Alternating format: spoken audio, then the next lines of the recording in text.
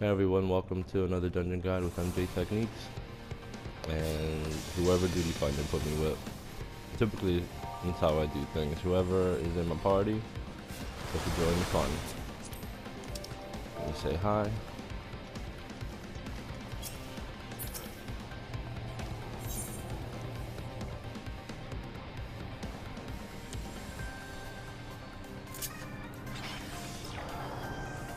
So this is the Fractal Continuum.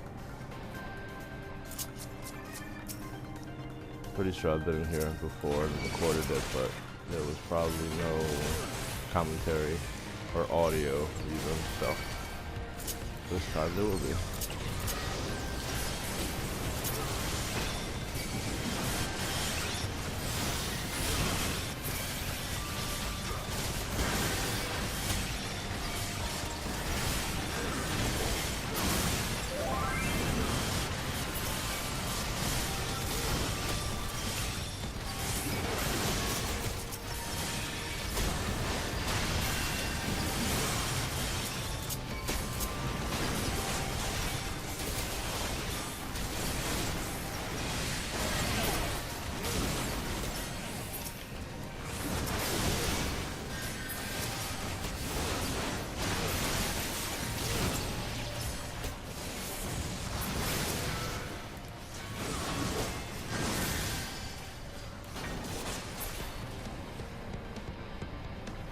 That was a group of two. A 2 pull and then a 3. There's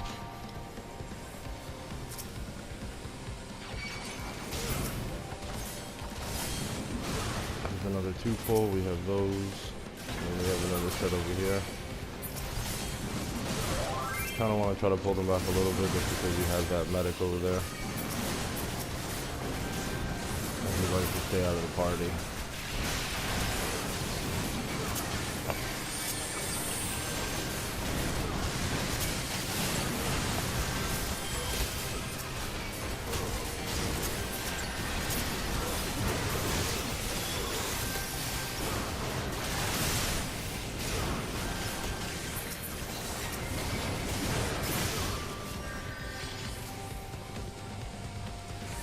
Headed to the first box.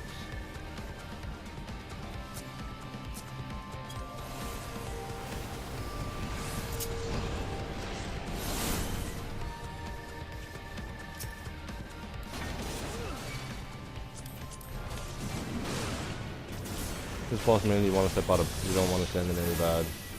Rapid sever, you want to try to use a cooldown if you consider a tank buster. So he hits you pretty hard. I pop the cooldown, avoid some of the damage. Then I'm fairly geared, so it doesn't take as much anything with that. He goes that direction, then he'll do it in the opposite direction as you saw.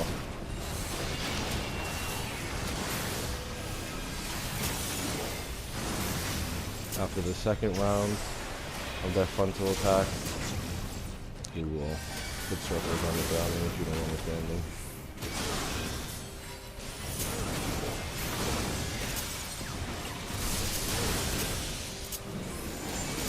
I'm gonna heal myself with the barrier.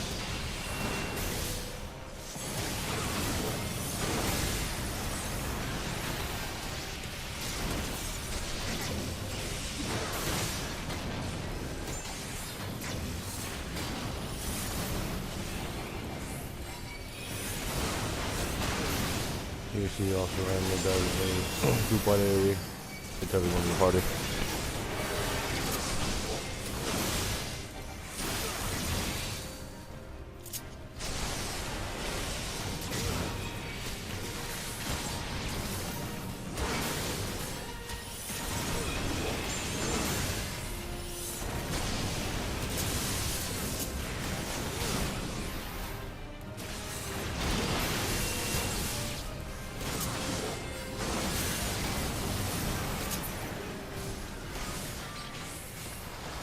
You're dead, guy.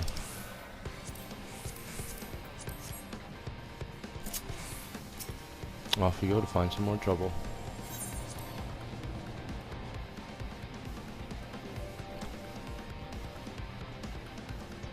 Make sure my healer's here. Oh, healer's here.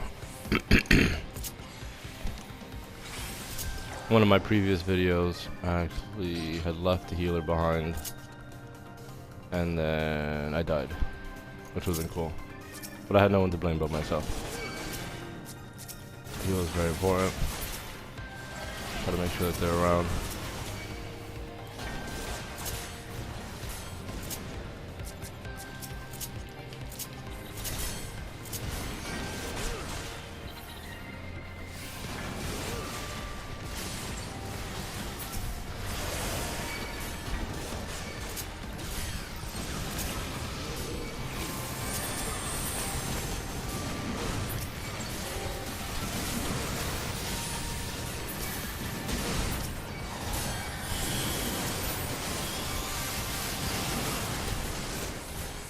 If you die, you don't want to face away. Remember, eyes typically mean that you are about to get petrified.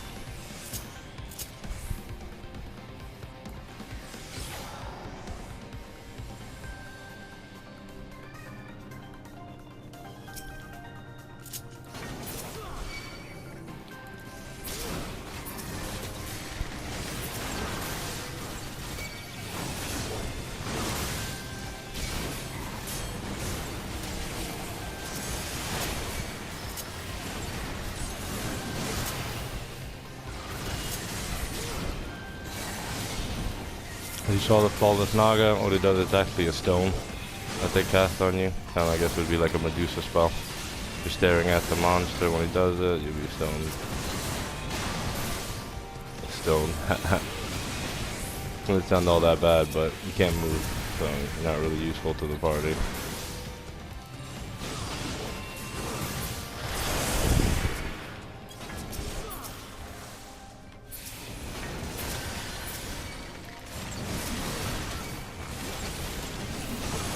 I just like the previous chimeras. He does a ram's voice, which is AoE that hits in the center towards him. Then he has dragons, and then the dragon one is the outside AoE. So ram's voice, he hits anyone near him. I stunned it. Dragon's voice, you have to hug the boss, but if not, you're gonna get hit. Neither of them hit. The one I stunned, and the other he was killed before he could do it. But yeah, if he does Dragon's voice, you want to stand as close as you can to the boss, and if he does Ram's voice, you want to stay as far away from the boss as you can. Well, not that far. It's only maybe like a few centimeters in radius, maybe like 3 or 4 feet away from the boss. You want to kind of stand behind. If not, you're gonna get hit by an ice attack. So the Mentor, he does swipe. You don't want to stand in front of him. I moved too late. Swipe is a frontal attack.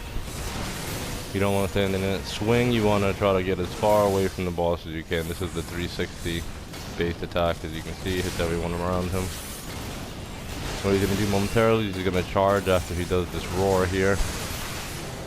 He roars and then he charges random party members.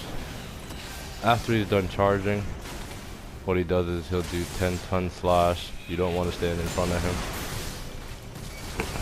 The radius takes up the whole battlefield, so if he's looking in your direction, you don't want to be in that direction. I was definitely behind the guy. That was me. He just had it out for me. But yeah, pretty much for the swing, all you want to do is just run in between the boss, run through his legs. Once you're behind him, can't hurt you. But for the swing, swings are always a 360 attack.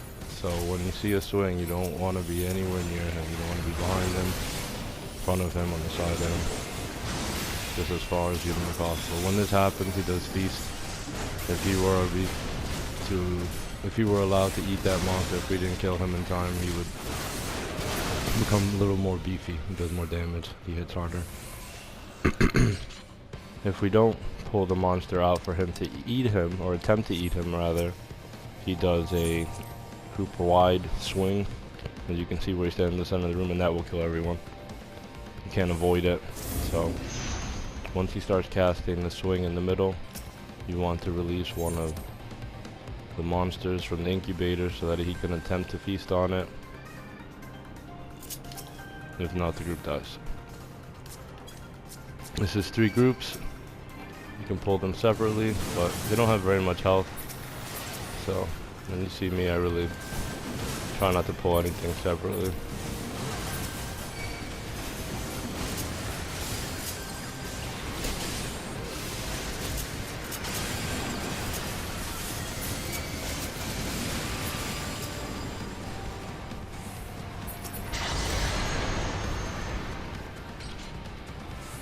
Once you kill them, you click on the little lever over there, or the button on the machine, opens up these portals. Slingshots you to the other side. Have some ads.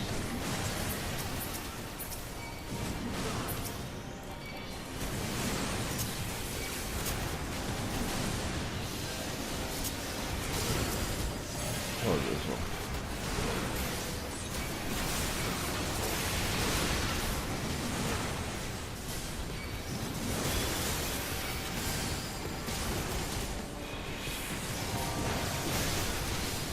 For the second and third group, after you kill the majority of the crew, you get these orbs. They have to be destroyed, the drones.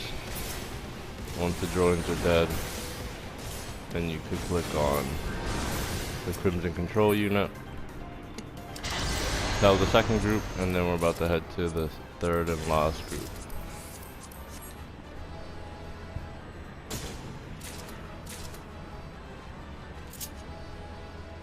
Sure, everyone's here. Well, the healer's here, so we should have everyone's here. Okay, here we go.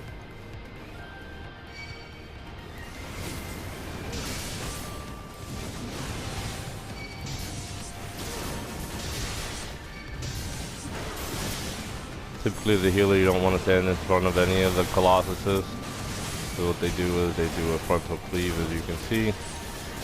And if you're standing in front of him, you're going to take damage. So this group is almost dead. So we're going to have the drones appear momentarily. Here are the drones. These have to be killed to unlock the unit so that we can proceed further.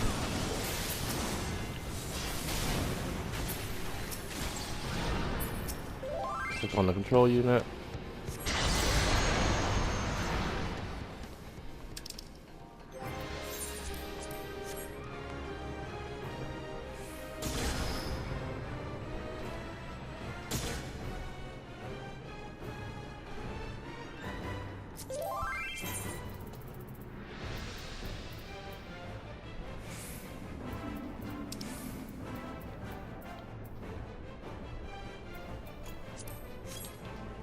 Do my sensual dance while we wait. The Tavarian. What's it called? Oh, the exotic Near Eastern dance, but it's called something else. What is it? Tavarian dance. So yeah, this one you pick up with MGP at the Gold Saucer. Forgot how many points it was. Either 10,000 or 20,000. You have this one. You have the gold dance. I'm not sure if they've added new ones, but I just like to buy whatever I can with my free points. There's a mount that I'm trying to get now, the Fenrir mount, which is 1,000,000. Yeah, 1,000,000 I believe. Yeah. So, that's next on my list.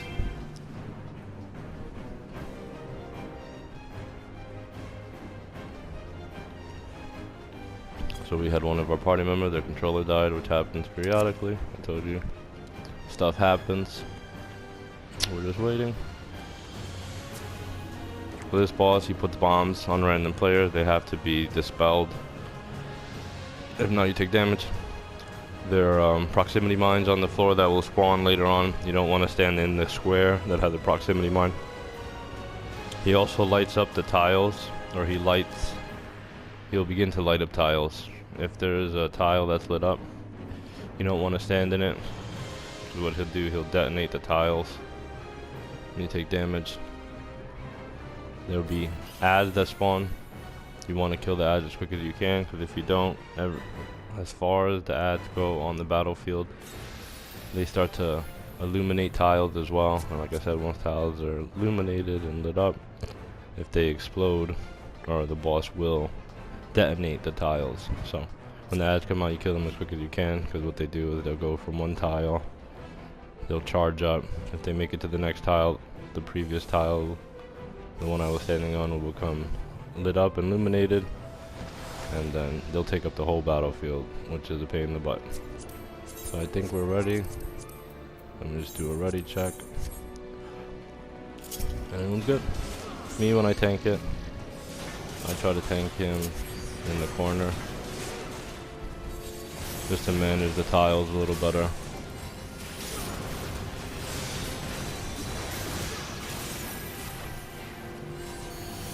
Whoa. That was unprofessional. You guys, they never give me a second to just put them where it is. That's one of the bad times, or one of the non-perks of being a tank. The damage doesn't know how to give you even a second to set up where you would like to. You see, I had this spot over here, and they didn't even let me get there before they were already hammering away. It can get frustrating, but you get used to it. I just didn't think that they would do that to me. But, so yeah, as a tank, you never want to lose aggro on the boss. As you can see, I did. The Bard was almost dead. As you can see, I had the Aether-Chemical Bomb. It was dispelled for me. As you can see, the tiles become lit up, illuminated. You don't want to stand in them. You move out and then back in.